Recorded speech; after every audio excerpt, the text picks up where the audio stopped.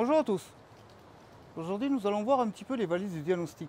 Tu t'es toujours demandé ce qu'il te fallait choisir pour travailler sur ta voiture et quel truc il existe. Alors là, dans cette vidéo, on va voir les dispositifs qu'il existe d'entrée de gamme, moyenne gamme et haut de gamme.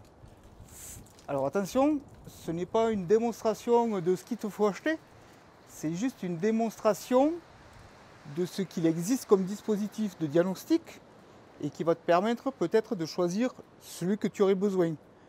Donc là, je vais vous montrer un petit peu les dispositifs qui existent pour faire un diagnostic sur une voiture.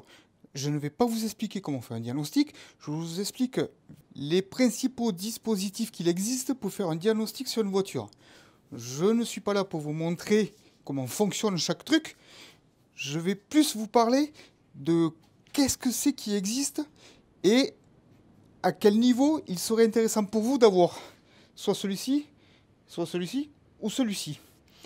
Là, on va voir les différences qui font que ces engins sont intéressants ou pas. Alors, il y a, on va dire, trois principales familles. Un dispositif tout simple pour simple particulier, comme ceci, communément appelé ELM 327, qui lui ne permet que d'avoir des remontées d'informations sur les différents capteurs et les codes d'erreur. Donc là, c'est sur une application que j'ai pris au hasard. C'est juste pour vous montrer un petit peu. C'est une application gratuite, rien de bien extraordinaire. Voilà, donc là on est connecté à la voiture. Vous voyez, on peut avoir les codes anomalies ici. Voilà, on fait lire. Il va me remonter la même chose que les autres. Voilà. Sauf que vous avez vu ici, ça ne me donne pas ce que veut dire le code erreur qui concerne les bougies de préchauffage. Pour donner un exemple, voilà, sur internet, Mazda, ce que ça nous donne. Bon, ça on s'en fout un petit peu. Vous voyez ce que je veux dire? Voilà, donc là on a les remontées d'infos. On a les remontées de code erreur. Après on peut avoir les données.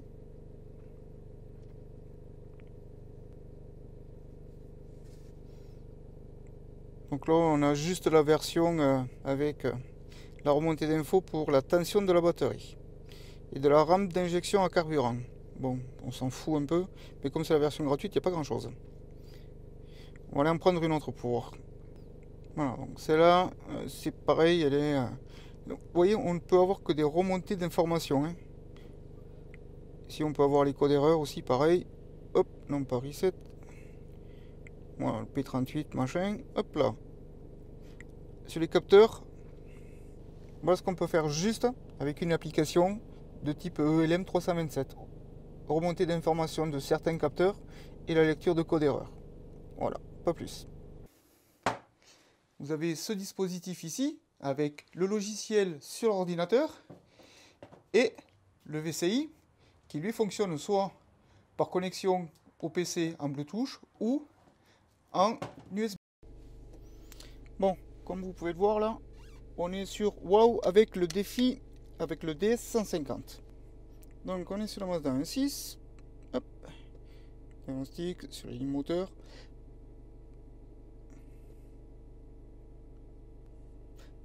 Donc là, on va voler. Donc là, on va aller voir les codes d'erreur.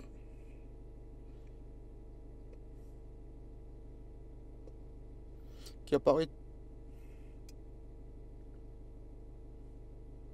Comme on peut le voir, c'est toujours le même problème.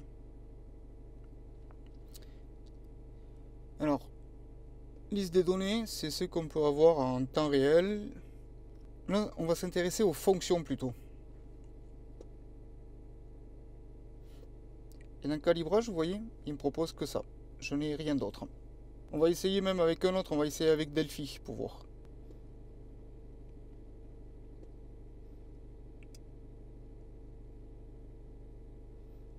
Ah.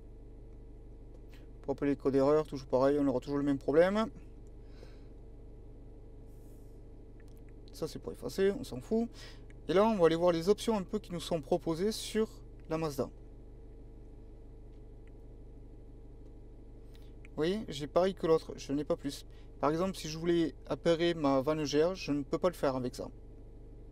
Et après, vous avez ceci comme valise qui sont complètes avec son VCI qui se connecte en Bluetooth via la valise avec le logiciel dédié sur la valise. Et voilà. Voilà ce que va différencier celle-ci de valise par rapport aux autres. Donc là, on a toujours pareil le fameux code erreur pour les bougies préchauffage. Hop, on s'en fout. Là, ce qui change maintenant, c'est les options que va nous donner la valise pour travailler sur la voiture. Donc par exemple, quand je vais sur les fonctions spéciales ici, donc là je vais rentrer sur le groupe motopropulseur. Donc là par exemple, je veux réinitialiser ma vanne EGR.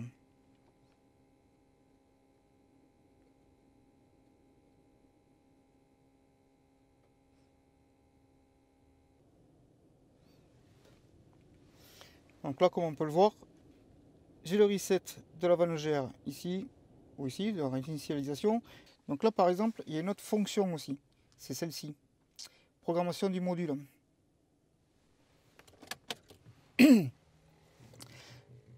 C'est là que je vais pouvoir, par exemple, si j'ai changé mon calculateur moteur, que je vais pouvoir le réinitialiser avec un nouveau vierge. Vous voyez, on peut réinitialiser nos systèmes avec. Alors, la particularité de ces trois dispositifs est toute simple. Le LM327, lui, ne permet que d'avoir des remontées d'informations sur les capteurs par exemple, ou les codes erreurs. Vous avez possibilité sur certaines voitures de les effacer, d'autres ça ne fonctionne pas. C'est un truc lambda. Pour quelqu'un qui veut voir un petit peu ce qui se passe sur sa voiture, vous n'irez pas plus loin que lire les codes erreurs et avoir des remontées d'informations des différents capteurs. Après, nous avons celle-ci. Celle-ci, c'est un VCI, ça se trouve, on va dire, un petit peu partout. Hein. Ça s'appelle un DS150. Je ne vous mets pas de lien ni rien. Vous chercherez si vous voulez en trouver un. Celui-ci permet d'aller plus loin que ça. Donc celui-ci, avec le logiciel qui est installé là-bas, par exemple, moi j'ai une version craquée de chez Delphi, lui va vous permettre d'avoir les mêmes informations que le LM327, mais en plus vous allez avoir d'autres possibilités du style de travailler avec des actionneurs. Après, sur ce modèle-là, avec le Delphi et le DS150, ou la version WOW aussi du logiciel qui est complémentaire, vous allez par exemple pouvoir coder des injecteurs de votre voiture. Voilà. Maintenant, après nous avons ces valises-là, qui sont dites professionnelles, qui valent assez cher, mais qui sont très poussées. Un exemple, celle-ci, vous allez faire la même chose que ça, la même chose que ça, mais en plus, vous allez avoir la possibilité de pouvoir coder, par exemple, en ligne, un calculateur. Vous avez un calculateur qui a lâché, vous avez acheté un calculateur vierge, vous voulez le réinitialiser, vous allez pouvoir le faire avec cette valise. Alors, là, c'était pour vous montrer. Hein. Je ne suis pas là pour vous expliquer ce que vous devez acheter comme valise ou quoi que ce soit. Je voulais un petit peu éclaircir, si vous voulez, grossièrement, ce qu'il existait entre ce petit module, cette version et les versions professionnelles. Alors, à savoir que le Delphi DS150 ou le système WOW ou avec ceci, on est sur la Mazda. La Mazda est un petit peu compliquée comme voiture. Donc, vous voyez, par exemple, avec ça, je n'arrive pas à rentrer dessus.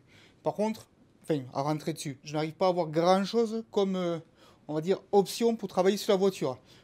Autant ça fait la même chose que ça à quelque chose près. Vous voyez, j'ai pas grand chose. Par contre, sur d'autres voitures type Renault ou autres, ceci, on arrive à coder des injecteurs et voilà quoi. On arrive à faire beaucoup de choses quand même. Mais là, la Mazda, c'est un petit peu compliqué comme bestiole. C'est pour vous montrer qu'en même temps, celle-ci, on ne peut pas savoir à l'avance si elle va fonctionner sur une autre voiture ou pas. C'est compliqué. C'est comme ceci. La plupart du temps, ça fonctionne sur toutes les voitures puisque ça fait que des remontées d'informations sur les capteurs et les codes erreurs. Vous avez quand même vu que celle-ci est beaucoup plus intéressante pour quelqu'un qui veut travailler sur sa voiture et faire ses réparations lui-même. Là, moi, j'ai changé la vanne EGR il y a peu de temps. Je vous mettrai le lien de la dernière vidéo, hop, ici en haut à droite, pour vous montrer vite fait le démontage et le remontage de la vanne EGR sur la Mazda. Mais si je n'avais pas eu cette valise, je n'aurais absolument pas pu réinitialiser ma vanne GR. Donc il a fallu que j'aille au garage pour la faire réinitialiser. C'est un petit peu couillon. Je vous remercie d'avoir suivi, puis je vous dis à la prochaine.